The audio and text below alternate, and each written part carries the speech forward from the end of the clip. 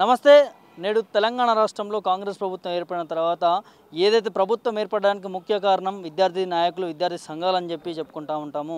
అయితే అలాంటి విద్యార్థులకు, అలాంటి నిరుద్యోగ యువతకి ఇవాళ ప్రభుత్వము మొండి చేయి చూపించే నేపథ్యం కనిపిస్తూ ఉంది. నేడు మార్చి 10న ఏదైతే ఇందిరా పార్క్ ఉందో ధర్నా చౌక్లో ధర్నా చేయనున్నారు 46 జియో బాధితులు. కొద్దిమంది మనతో ఉన్నారు, వారితో మాట్లాడి మరిన్ని విషయాలు తెలుసుకుందాం. 46 జియో పైన వారు ఏ విధంగా సమస్యలు ఎదుర్కొంటున్నారు, మరి ప్రభుత్వం పట్ల ఏదైతే నెల 2 నెలల నుంచి కూడా ప్రభుత్వం ముందుకు తీసుకొచ్చిన కూడా వారి సమస్య తీరని నేపథ్యం కనిపిస్తూ ఉంది. కొద్దిమంది 46 జియో అభ్యర్థులు ఉన్నారు, వారితో మాట్లాడి మరిన్ని విషయాలు తెలుసుకుందాం. అటు రాజుబ్రో చెప్పండి, ఎందుకు ప్రభుత్వం ఇప్పటి వరకు కూడా 46 జియో పైన ఎలాంటి క్లారిటీ ఇవ్వలేకపోతా ఉంది? అన్న 46 జియో మీద క్లారిటీ ఇవ్వాలంటే ముందుగా వీళ్ళు పైసలు సంపాదించుకోవాలి. వీళ్ళు ఎలక్షన్లో కొన్ని వేల కోట్లు ఖర్చు చేశారు. కాంగ్రెస్ రాష్ట్ర ప్రభుత్వం ఇప్పుడు అధికారంలోకి వచ్చింది. తెలంగాణలో రాష్ట్ర ముఖ్యమంత్రి రేవంత్ రెడ్డి గారు. రేవంత్ రెడ్డి గురించి మనకు తెలియదు ఏముందన్న, ఆయన ఓటుకు నోటు దొంగ ఆయనే. ఈరోజు నిరుద్యోగుల వెంబడి ఉండి కొట్లాడాల్సింది ఆయనే. కానీ ఈరోజు ఏం చెప్తుండు, ఆ రోజు నిరుద్యోగుల ఓట్లయితే గెలిచిన యొక్క కాంగ్రెస్ పార్టీ ఈరోజు దాన్ని దృష్టిలో పెట్టుకోకుండా ఈరోజు మనందరూ తెలుసు 46 జియో రద్దు చేయాలని ప్రతిపక్ష నేతగా ఉన్నప్పుడు రేవంత్ రెడ్డి ఎన్ని పోరాటాలు చేసిండు, ధర్నా చౌక్ దగ్గర ఎన్ని కార్యక్రమాలు చేసిండు, రోడ్ల మీదకి ఎక్కిండు. ఈరోజు పార్టీ వచ్చిన తర్వాత ఈరోజు ఒక్కరోజైనా 46 జియో గురించి మొన్న ఫిబ్రవరి 25కి ఏమో ఒకసారి సమావేశం ఏర్పాటు చేసిండు. ఆ సమావేశంలో కూడా ఏంటిదంటే ప్రీవియస్ 46 జియో ఎవరైతే బాధితులు ఉన్నారో వాళ్ళకి వర్తించదు, ఈ కాంచెలే అని ఉంటే నిర్ణయం తీసుకుంటా అన్నాడు. ఈ రోజు కూడా 46 జియో గురించి ఏ ఒక్క నిర్ణయం తీసుకోలే. అన్న నేను చెప్తున్నాను, నేను 10 సంవత్సరాల సంది మాది గ్రామీణ నేపథ్యాన్ని యొక్క మారుమూల గ్రామం నుండి కరీంనగర్ జిల్లా మారుమూల మండలం మారుమూల గ్రామం నుండి వచ్చిన నా పేరు రాజు. మా తల్లిదండ్రులు పేద కుటుంబం. ఈరోజు ఏంటంటే రెక్కాడితే కానీ డొక్కాడని పరిస్థితి మా తల్లిదండ్రులది. ఈరోజు హైదరాబాద్లో నేను 10 సంవత్సరాల సంది చదువుతున్నా. ఈ 10 సంవత్సరాల సంది చదువుతున్నా కాబట్టి నేను కూడా స్థానికున్నా అవుతా. బరాబరి చెప్తున్నా, 10 సంవత్సరాల సంది నేను ఇంటర్ ఇక్కడనే చదివినా, డిగ్రీ ఇక్కడనే చదివినా, పీజీ ఇక్కడనే చదివినా, రేపు పొద్దున పిహెచ్డీ కూడా ఇక్కడనే చేస్తా, రేపు పొద్దున నేను బతికినా చచ్చినా ఇక్కడనే చెప్తా.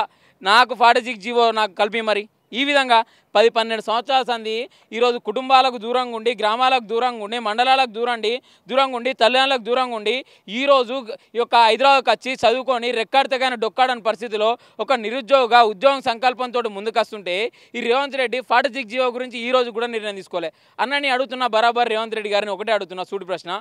ఈరోజు మీ యొక్క ఎమ్మెల్యేలకు ఈరోజు ఎక్కడో ఇప్పుడు ఇక్కడ ఉన్నాయని ఇంకొక ఆడికి పోటీ చేస్తాడు. ఈరోజు స్థానికుడు ఎక్కడన్నా పోటీ చేస్తున్నా మీరు చూస్తారు కదా.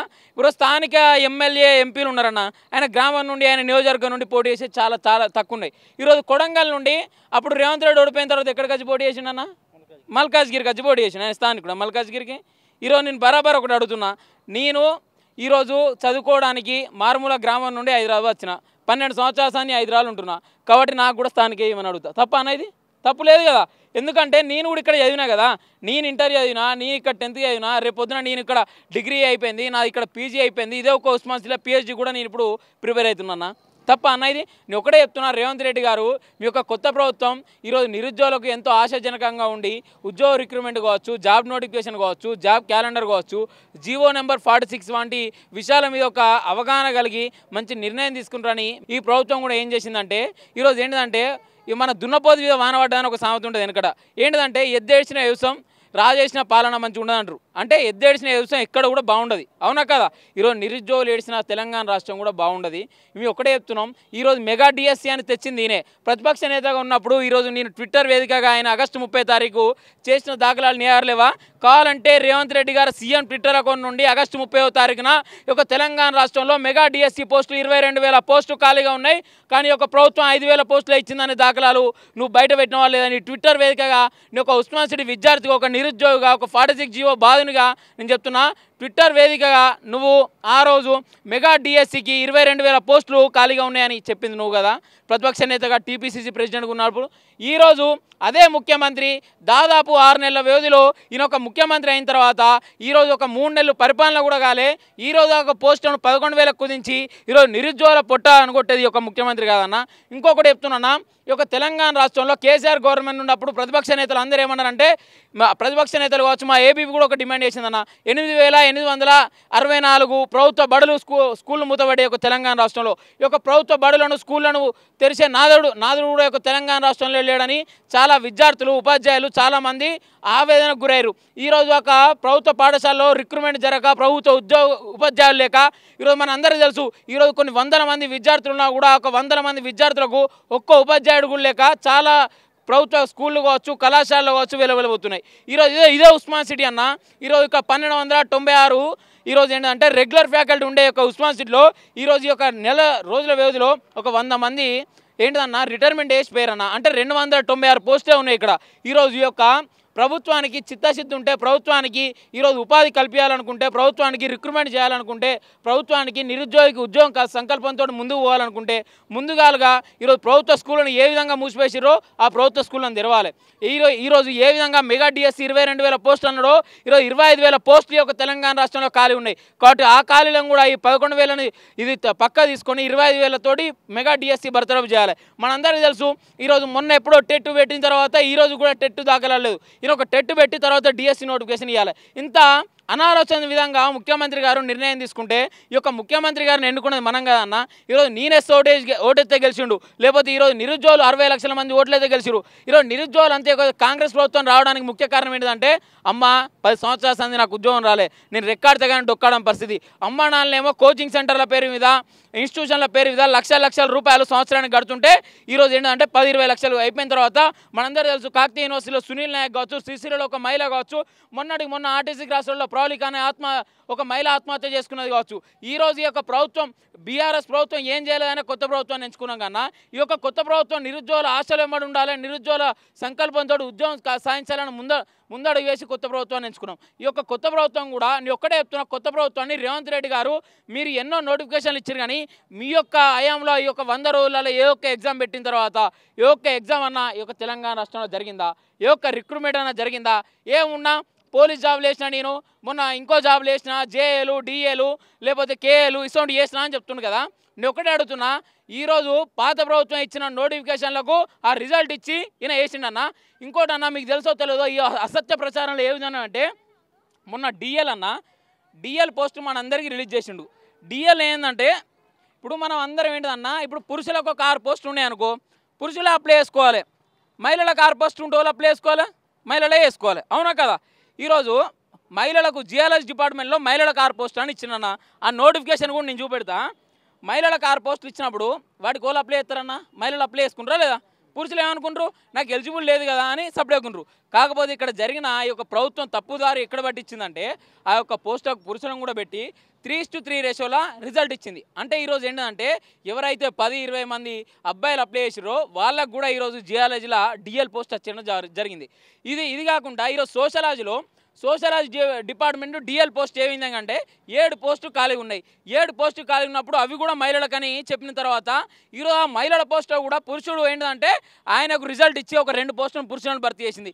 ఈరోజు ఒక రేవంత్ రెడ్డి ప్రభుత్వం ఏ విధంగా బర్తరఫ్ చేస్తుంది, ఏ విధంగా భర్తీ చేస్తుంది ఉద్యోగ నియామకాలని అంటే ఈరోజు రెక్కాడితే కానీ డొక్కాడని పరిస్థితుల్లో నిరుద్యోగులు, ఒక పురుషులు, ఈరోజు విద్యార్థులు, అనేక మంది మహిళలు యొక్క తెలంగాణ రాష్ట్రంలో ఉద్యోగ సంకల్పంతో చదువుకుంటే ఈ యొక్క బలిపెక్కి మదమెక్కి ఈరోజు అరగక ఈ యొక్క డిఎల్ పోస్టం కావచ్చు, జిఎల్ పోస్టం కావచ్చు ఏ విధంగా నువ్వు రిజల్ట్ రిలీజ్ చేసినావు. ఈరోజు మహిళా పోస్టుకు ఈరోజు ఒక మహిళను సీఎం చేయాలనుకుంటే మహిళనే చేస్తారు, నిన్నది చేస్తారు. ఈరోజు ఎవరి కేటగిరీ వాళ్ళకు ఉంటుంది, 33% రిజర్వేషన్ వాళ్ళకు ఉన్నది.